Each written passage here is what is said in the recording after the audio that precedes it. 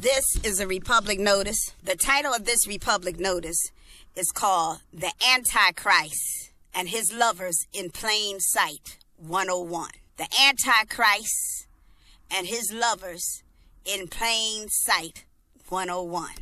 You know, it's, let me first say that all praise is due to God Almighty. All knowledge is from God Almighty. All insight is from God Almighty. And these words that I deliver through my person is from God Almighty. The Antichrist and his lover in plain sight. It seems like it would be simple for all to see the Antichrist. But if their concerns of materialism, greed, stocks, bonds, and beautiful homes and cars, like I said, materialism and seekers of the flesh and, you know, those of envy and all that stuff, since that is their main concern, then they don't have no interest in seeing the Antichrist. Okay. The Antichrist has been so obvious. I mean, it's been so obvious. Let me just get to the point, okay? We had a civil war in this country, and the Civil War was approximately 4 years, okay? The Union won. The Union won. That means that the Union said that America would be one nation and that the states will belong to the Union. And Union war soldiers and the Revolutionary soldiers are beautiful Ephraim and Judah brothers in both white and black skin. They said their blood was a treasure.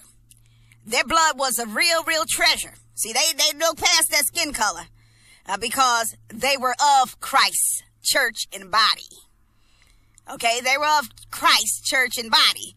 So skin wasn't that important to them, but the sacred blood was, because, see, they held in their hands the blood of the natives, the blood of those in the transatlantic slave trade that died, the blood of those who was in captivity 339 years, the blood of many native nations, the blood of many white men who died for liberation and God's sovereign freedom, the blood of many other people who died, males and females and babies, and you know, it is a blood plasma, a cosmic blood plasma that this Constitution is written in.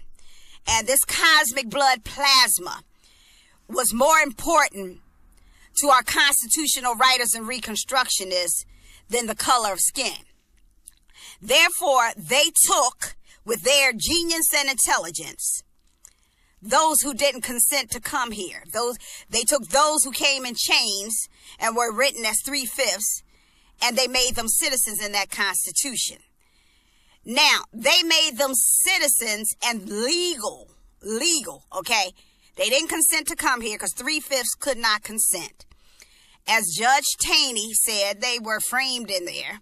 But the frame is the four corners of the law. So 3/5 couldn't consent. So they said, why don't we take these people who couldn't consent? Therefore, they could have no consent to evil. We'll take these people who couldn't consent, 3/5, and we'll make them the legal citizens, and we'll make them equal to the supremacy clause. So we'll have legal non-consent jurisdiction. And we'll change the consent jurisdiction that consented to slavery to legal non-consent jurisdiction by making them citizens in the Constitution with privileges and immunities equal to the supremacy clause, so we can have the hierarchy of supreme non-consent in the Constitution. Thereby, our red blood plasma and all the blood that went into this holy covenant would be protected forever and Fort Knox cosmically. These were God-serving men. Okay, and even though a lot of them are in white skin, they are our brothers and they are our church body. Them are Ephraim brothers. They're God-serving men. Okay, they're the holy Gentiles. And blacks are the holy Judasian non-consenters.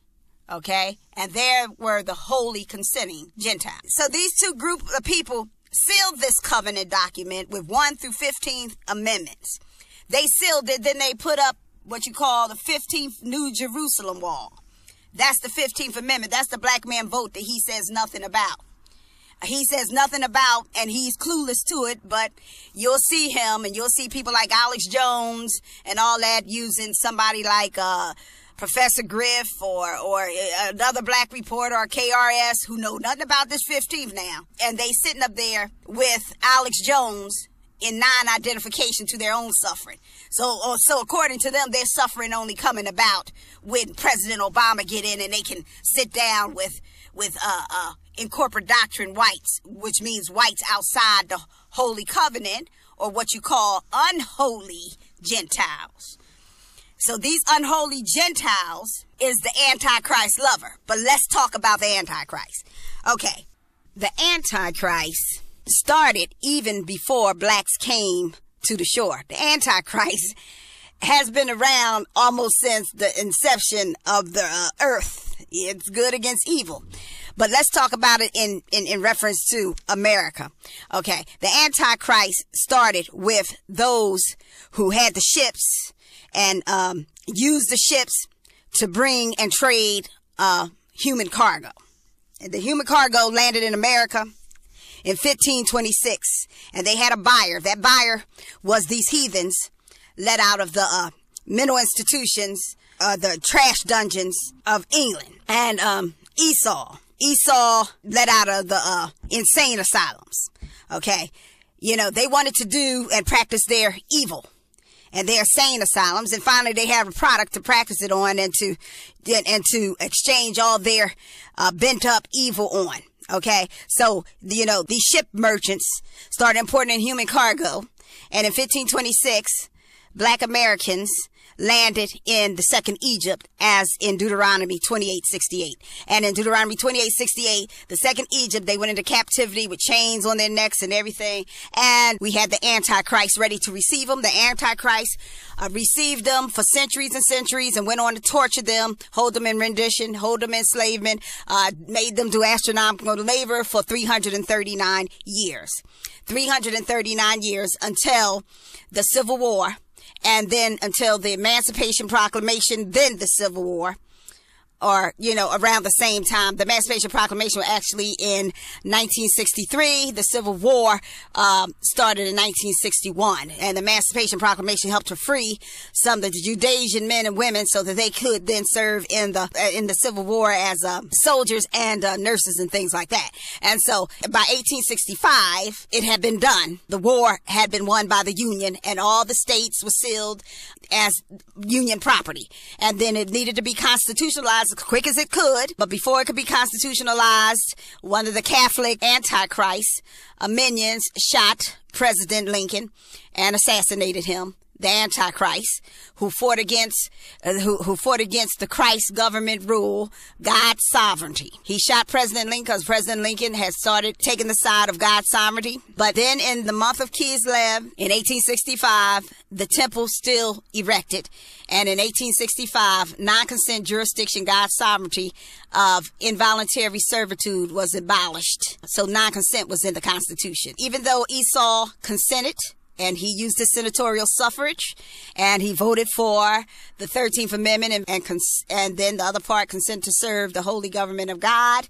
Esau then went back into his states as senators, and they went and put in black codes as to do away with their own suffrage, as to consent against their own suffrage that was already done. It was signed, sealed, delivered, and 1865 put non-consent jurisdiction in the Constitution, and it was ratified, so you couldn't go back on it. Involuntary servitude was abolished.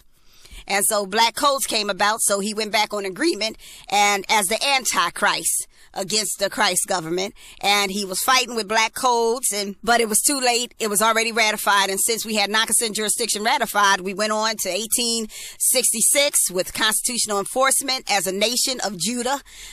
We had constitutional jurisdiction, national rights as persons and citizens with all the Bill of Rights amendments. In 1867, the New Jerusalem was capitalized and was purchased. In 1868, we became citizens of the Constitution. In In 1869, it was the prerequisite for the 15th Amendment, which was finalized and completed in 1870, which went into the 8th week of the Daniel prophecy, and it was sealed, and the Holy Covenant was sealed, the city of Zion, and that made all amendments 1 to 15th under non-consent jurisdiction.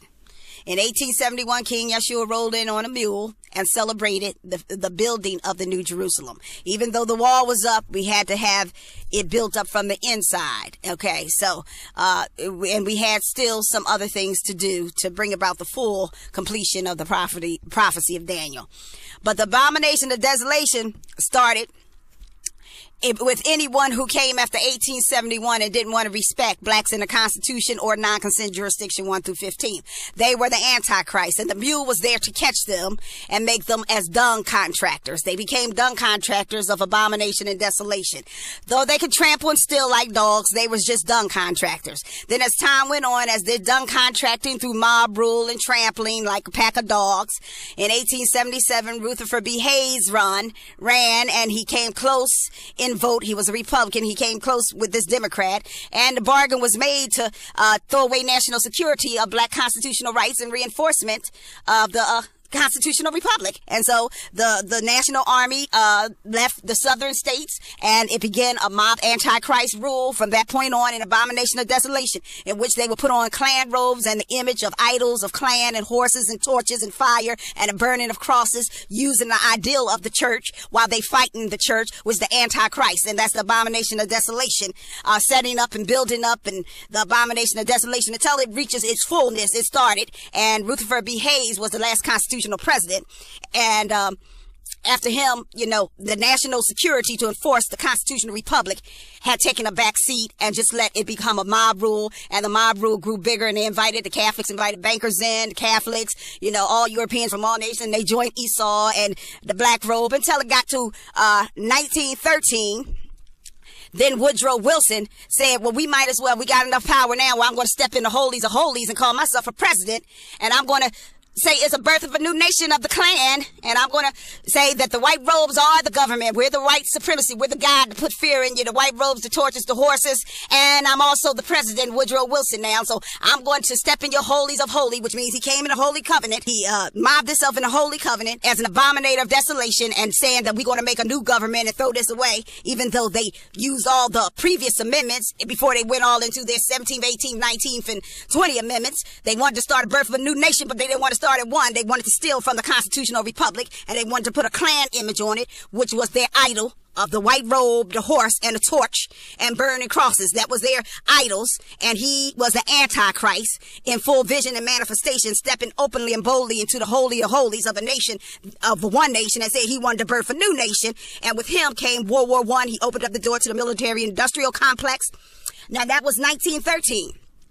And ever since 1913, is 100 years later, and it's 2013, the world has been following Woodrow Wilson in his birth of a new nation, where they totally nixed the constitutional citizens and dissed the constitutional citizens while claiming rights too, that they war against the Constitution in their so-called birth of a new nation, in which they call the government the mule, which doesn't have one amendment and is stuck in 10-mile radius, and all they do is defecate and dung these dumb contractors out because they're nothing but abomination and desolation. They don't have automatic constitutionality. They have automatic desolation. And so that's what they are. They are dumb contractors, including all the ones that's howling down against the banksters and all that stuff. They all got in bed with Woodrow Wilson in the military-industrial complex. You got a whole bunch of Muslims right now in Dearborn, Michigan. All they did was came in bed with the military-industrial complex as dumb contractors in some white robes, and they got on their white robe guards too, come in their white robe guards and their white dresses as dumb contractors to make sure that their people in the Middle East had depleted the uranium babies, okay? So, and we got groups like that. We got the Catholics, we got the Polish, the Italians. They all came in with banksters. The gangsters invite, the Catholic pedophilia church invites, the corporatism invites. They all came in and they decided and they voted mob rule. Oh, the majority wins. We got the majority vote, which has nothing to do with the republic, which means the constitutional Republican contract don't even know these heathens, don't even recognize these heathens. They're only recognized as the mule, as waste for Satan to collect their souls. And this is the Antichrist. And Sharon Jones got a song called "It Takes Like 100 Days to Know a Man's Heart." Well, they've been in bed with Woodrow Wilson, the Antichrist, for 100 years. Now they want to call a president that's been in office 4.5 25 years of Antichrist. And they the one built up every evil. They consented to every evil just to make sure a black was not a senator or a governor, or they didn't have to respect the Republican minority, which included the black Americans in their constitution with the supremacy clause with privileges and immunities. They wanted to make sure everything was white, right, like Woodrow Wilson told them in The Birth of a New Nation. And see, they wanted white, white, white, white. The proof is all white senates for 100 years, all white governors that they took as natural in their delusions of grandeur and privilege, which means that they was in the bed with that white robe and that white cross burning and them white robes and all that. They was in the bed with them because they are the mass evil of the Antichrist. They are the Antichrist. They are the abominating contractors of dung contracts with stolen goods, stolen property. And all they do is consent to war, debt, theft, evil outside the Constitution. They built up all the evil in the world and they gave it all a footy because they all came here to follow the Antichrist, Woodrow Wilson. And the proof is they made sure no constitutional citizens was in the senatorial or governorships, which means that they are not serving anything to do with our Constitution. They serve as Satan on steroids and Antichrist, and they are his lover, and they've been in bed with him for 100 years now. Now they're crying foul because the lover is rejecting them and don't want to keep giving them their little trinkets from their whoredom and dirty prostitution.